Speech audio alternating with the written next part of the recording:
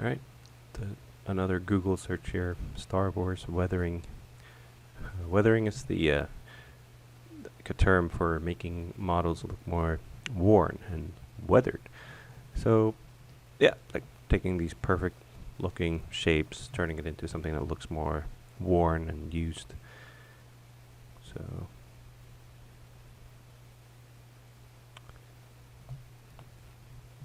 can make it more subtle or more aggressive.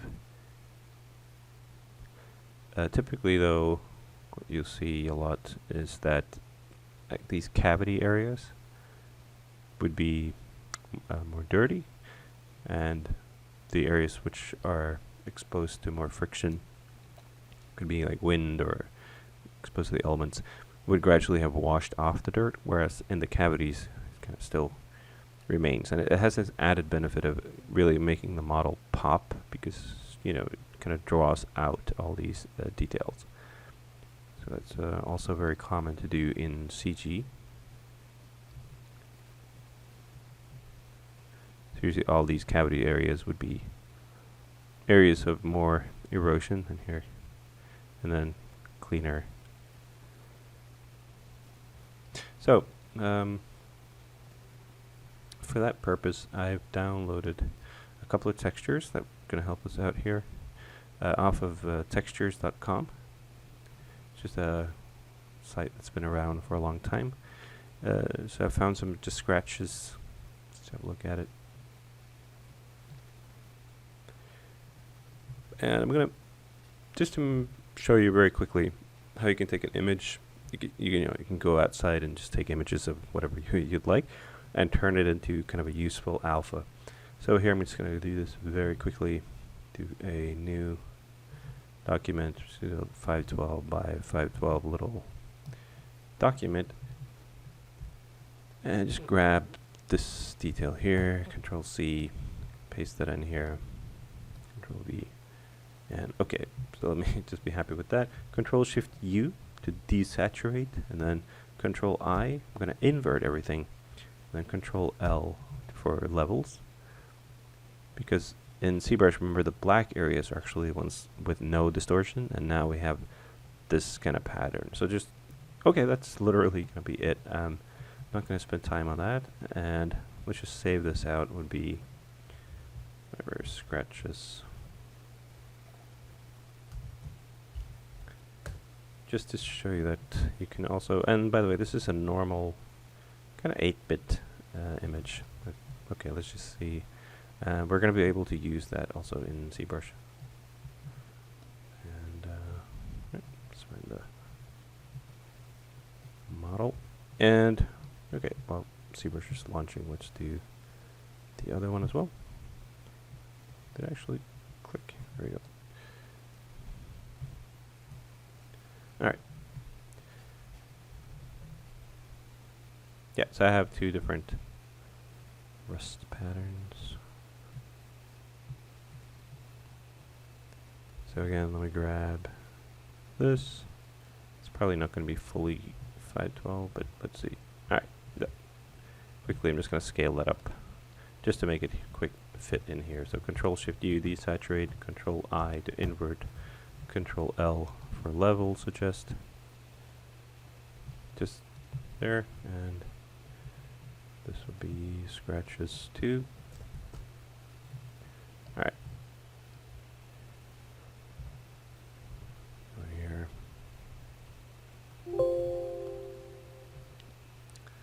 Find my model. I put it actually sometimes just store the ZBrush documents inside the Maya project in the data, just so I have everything there. Alright, so here we have the model kind of in its perfect natural state before we do any kind of weathering to it. And before I start doing anything to the model, I want to talk about morph target. If I store a morph target, the current version of the model is stored in memory. So now if I do something like Damien standard, turn off symmetry, and I just start adding maybe some, increase the focal shift, just a manual little detail, some crack. And let's see, BTD, trim dynamic. If I want to chip away a bit of these perfect edges, I'm making it a bit more angular. Trim dynamic is nice for that. Alright, so I've added a kind of a manual little detail there, a little damage. And then, okay, so what if I want to undo that? That's why I've stored the morph target. And I can use a BMO, the morph brush, and this would literally just morph back to the version of the model stored in the morph target. So, very, very useful feature. Because if I were to go over and smooth here, you know, or it's very difficult to have a gradual control over it, with which is easy to do with the morph brush. Alright. So anyways, let me just reset that by just morphing back, delete morph target, and then store morph target. Now we have it back. And let's bring in those alphas. So go back BST, standard brush, import these guys we just made. Right, let's try that one. Let's change the stroke, set it to C sub. And I drag this out. You see we have some scratches, pretty aggressive ones. Turn down this C sub a bit. Make it a bit more subtle, at least. Alright, so maybe, okay, I'm happy with that. But then I go over with the BMO morph brush, and I can literally just remove here where I don't want it. And you see I'm not destroying the previous detail here. It's just, which I would do, you know, if I just use smooth, I would smooth out everything. But here with the morph brush, just going back to that kind of current level. Like that. Adding some surface detail. So maybe, like we said, like maybe in these cavities, I want to make the surface here look a bit more weathered along these contact points of the cavities, and maybe in the middle here would be a little bit less. Something like that. So let's see. Place that.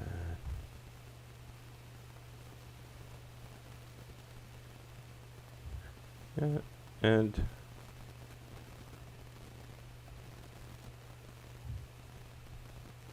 even though you're using the same texture over and over again, you can still kind of make this work, because we're going to go over with the morph brush now. Let's see, BMO.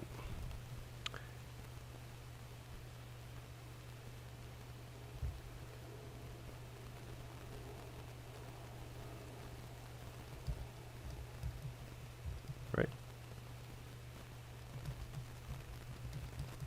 So I could take time and make my way around. And as you see, this could potentially be a time-consuming process, of course. So let me turn on symmetry and cheat a bit, just to repeat some of that pattern around.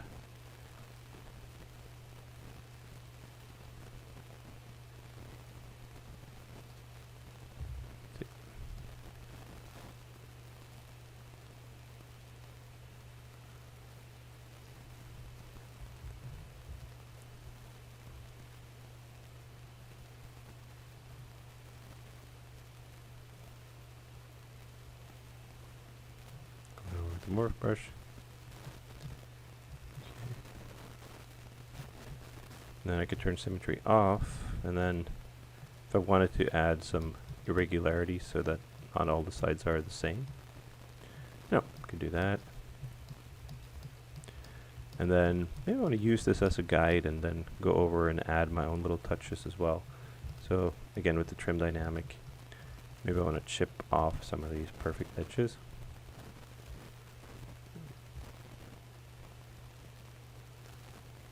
Right?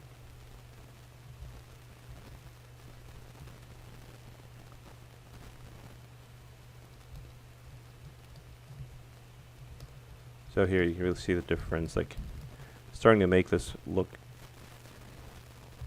a lot more used, and up here it's just this perfect CG look.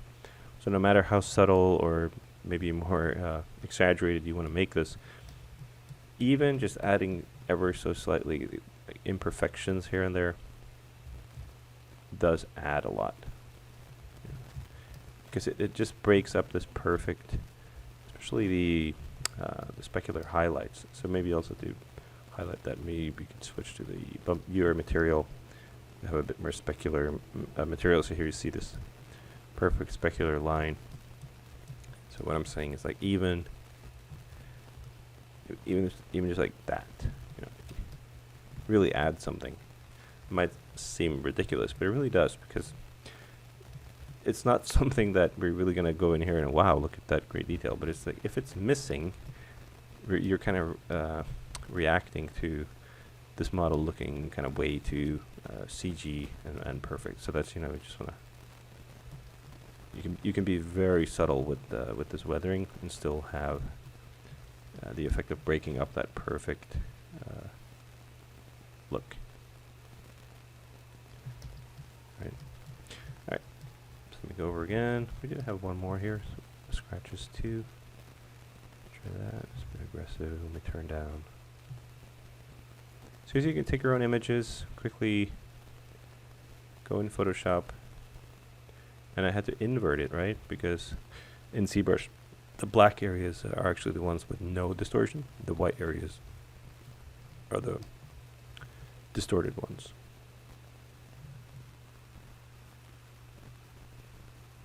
Okay, so then BMO.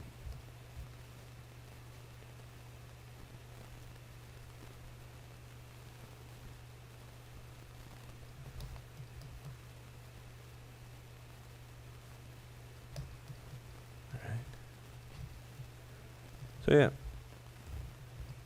maybe again BTD.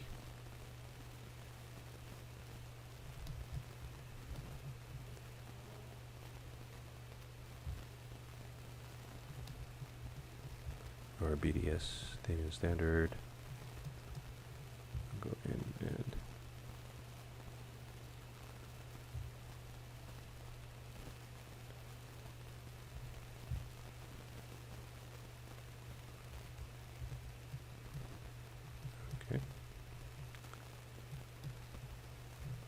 all right, so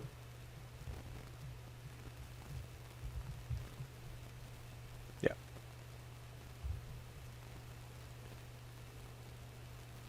Would take some time. It's a pretty rewarding process. Kind of breathing some life into this model.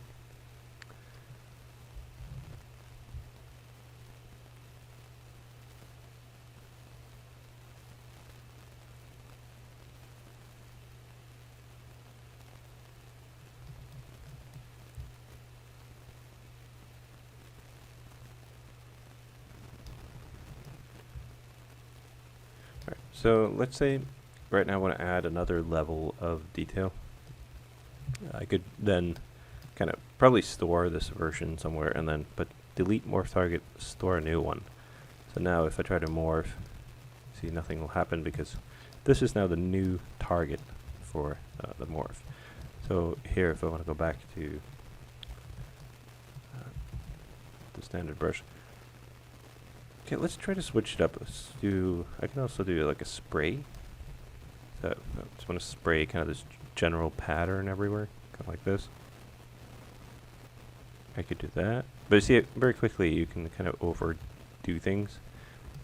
And also, some of this micro detail like this could be like, chipped paint or something like that, which would be, in some cases, arguably better left up to the material, right? So if you want to have a material with a certain paint, you would be more free to kind of change the paint and choose that to do that in the material.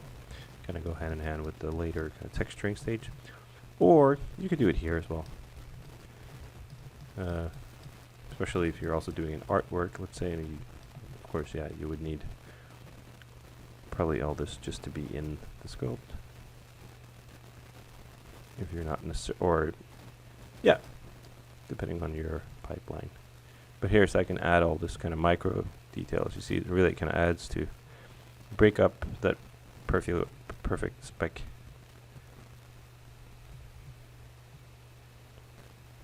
I can also turn on symmetry for this because it's a pretty general pattern, you know. But, so let's say here, I'm adding this pattern, spraying that on, and I want to go back in time, so BMO. Here I can erase that pattern without kind of erasing the initial weathering. So, but if I do smooth, you know, it will just smooth out everything.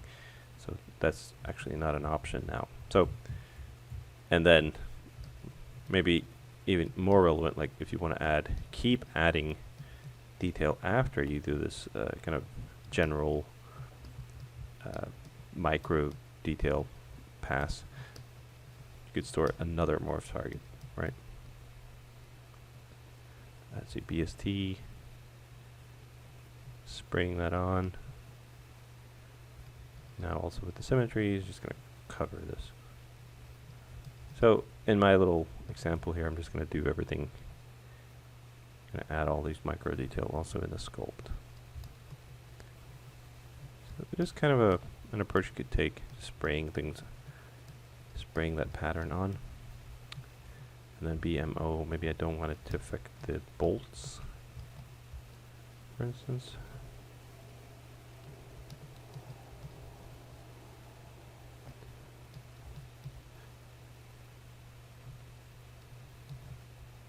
These bolts are a little crude. It's just due to the poly count. Actually, it could have subdivided one more time, but be a little much for this example, maybe. But then we'd have like 5.7 times 4. Again, be a pretty dense model. But I could. All right. So, so they're morphing that, and then, like I was saying, now if I want to add another level again, I could delete that morph target, store a new one, and then, you know, keep at it. So, or maybe I want to find some new scratches, or this is just the one that's in here by default. Let's try that. Yeah, not so pretty, maybe. But, you know, just kind of like that. So here I can go BMO. And you see it's going back to the morph target we just stored without destroying the micro detail. Right. Kind of looks like a monster or something, actually. If you want to do something like that.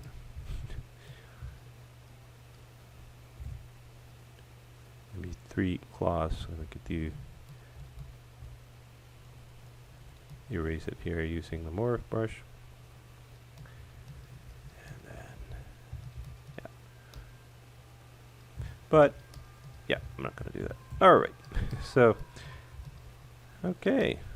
So I don't think I'm going to spend more time with this. Probably going to just choose one of the sides here, which is going to be kind of my area of interest. But of course, I would have to continue polishing this probably for this to work as an asset. I wanted all the sides covered. And I could have been working in symmetry, but okay, so this is going to be kind of my area of interest. Let me add one more panel here, just on this side. Yeah, I just want to add some, just add a panel here, just to add some visual detail on this side, which I guess will be kind of my area of interest. Let's see, a mask rectangular. So that artifact's because we're in the bump viewer material. Let me undo that. Go back to just the basic material. Should be able to add. Alright. There you go. And yeah, so this will mask on the other side. Just going to go Control Alt to do negative mask. Okay. There. Control click to invert. I can go W to move.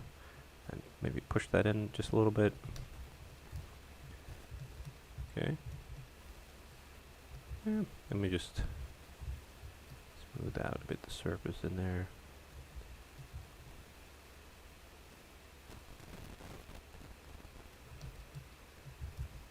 And let's add some details which are being revealed in there.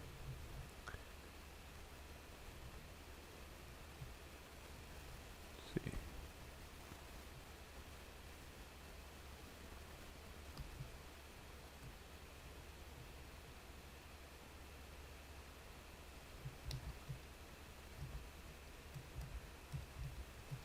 Okay.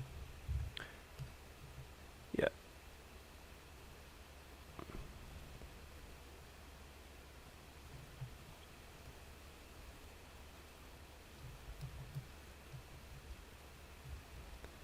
Not too big of a deal, right? Trying not to overanalyze it, just playing around with these shapes, throwing it in there, seeing what I get. Okay, so that's actually the same one. An arrow would be kind of nice on the top, maybe. So, let's see. Do symmetry.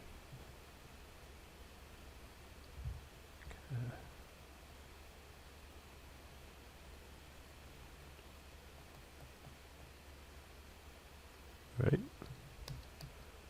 Oh yeah. Look at that. And then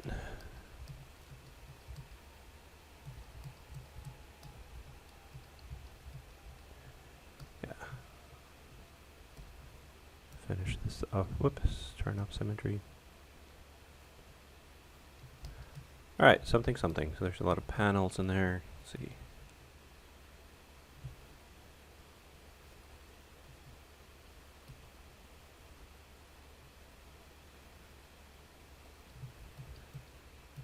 Maybe do some wiring.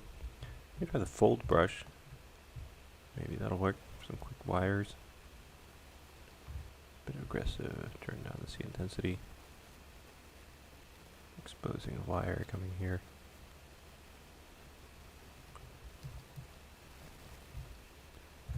Alright.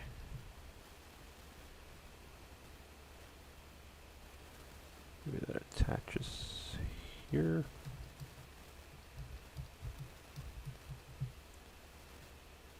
Wires coming into this guy.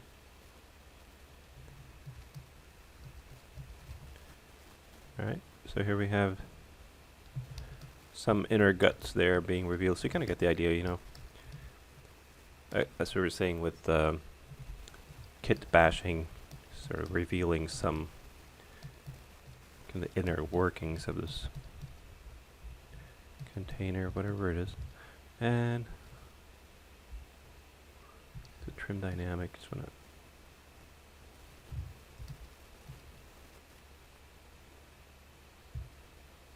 break up some of these edges.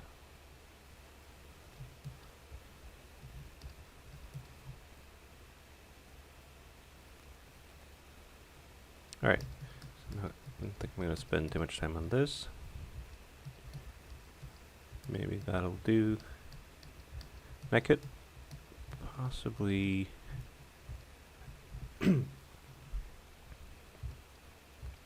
yeah, I mean, I'm not going to spend time on that, but I could, if I wanted to kind of recede some of these areas, do another mask, you know, and then push that even further back, just to show what I mean. So I could go in and just make sure I'm not, whoops, yeah, and then W move and recede that a bit farther, you know, so we have some levels in there, and if I'm more careful with the mask, that would be more successful. But you get the idea, hopefully. So I could add like layers of this detailing happening. Right. Okay, let me just be done with that. Alright.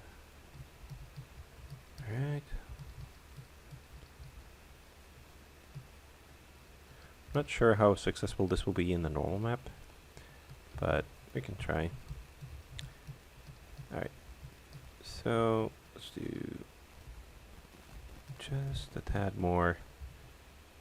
Maybe break up this perfect edge, also especially for that specular highlight to be broken up a bit.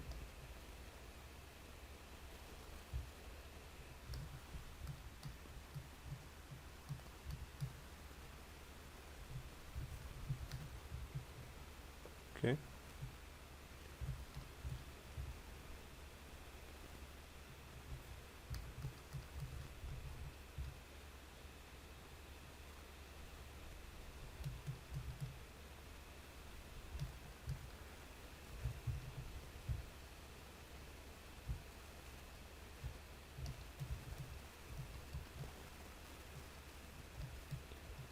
Okay.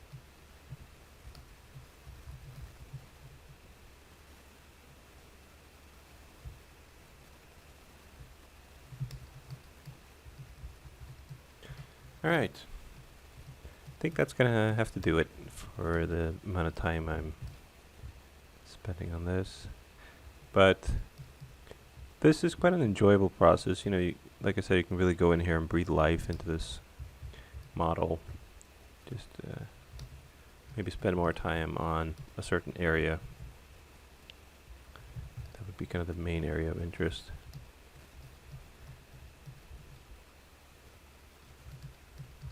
Alright.